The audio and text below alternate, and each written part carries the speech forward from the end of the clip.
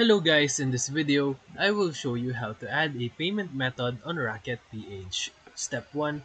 Open the Raket PH app or website and log into your freelancer or client account. Step 2. Go to your profile or wallet section and tap Payment Settings. Step 3. Click Add Payment Method. Step 4. Choose your preferred option such as gcash, PayPal, bank transfer, or debit card. Step 5. Enter the required details like account name, number, or email and hit the Save button. Step 6.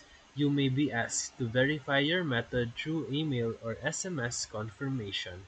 Once you added that, you can start receiving or sending payments with ease on the platform depending on the payment method that you choose.